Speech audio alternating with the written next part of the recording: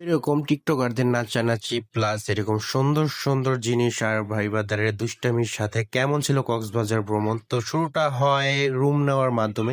আমরা গিয়েই আগে রুম বুকিং করি আর রুমটা দেখে আমাদের বেশ ভালো লাগছিল। তো রুম বুকিং করার পর আমরা চলে যাই খাওয়া দাওয়া করার জন্য, যেখানে 170 টাকার মধ্যে ছিল 5 রকমের ভর্তা ভাজি, আনলিমিটেড ভাত ডাল প্লাস একটা রোস্টের সাইজের একটা মুরগির পিস পাবেন আপনারা। আর খাওয়া দাওয়া শেষ করার পর আমরা এখান থেকে একটা অটো রিজার্ভ করি ঘোরাফেরা করার জন্য। তো ঘোরাফেরা করার জন্য আমরা হইতেছে হিমছড়ি পাহাড়ে।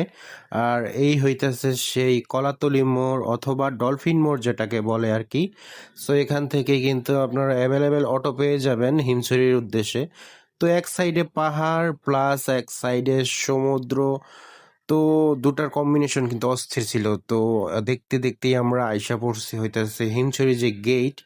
আমার পেছনে যে দেখতেছেন গেটটা, এটাই হইতেছে হিমছড়ি পাহাড়ের গেট। এইখান থেকে 40 টাকা টিকিট কাটতে হয় জনপ্রতি পাহাড়ে ওঠার জন্য, যেটা আমার কাছে একটু বেশি মনে হয়েছে। 20 টাকা অথবা 30 টাকা করলে ভালো হতো। তো টিকিট কাটার পর প্রথমেই আমরা আসি ঝর্ণার কাছে। যদিও এখন সিজন না, সেজন্য কিন্তু ঝর্ণার পানি অতটা নাই, তবে যে পরিমাণ ভিড় আরও আর কি মজাটা নষ্ট হয়ে গেছে। তো এখানে আমরা ছবি টবি তেমন তুলতে পারি নাই, ভিড় দেখতেই পারতেছেন অনেক ভিড়। তো পাহাড়ে ওঠার জন্য রওনা হয়েছি। আর ভাইবাদার তো খুব তাড়াতাড়ি মানে পাহাড়ে উঠে যেতেছে, আর এইদিকে আমার যে একটা অবস্থা হয়েছিল ওঠার জন্য দেখতেই পারতেছেন, আমি ঘামে একদম শেষ হয়ে গেছিলাম। আমি অর্ধেক পর্যন্ত উঠছিলাম, পুরোটা উঠতে পারি নাই। তারপর এই পাহাড়ে ওঠার পর এরকম একটা ভিউ, যেটা শোনার পর আমার মন খারাপ হয়ে গেছিল যে ভালোই হয়েছে যে আমি উপরে উঠি নাই, কারণ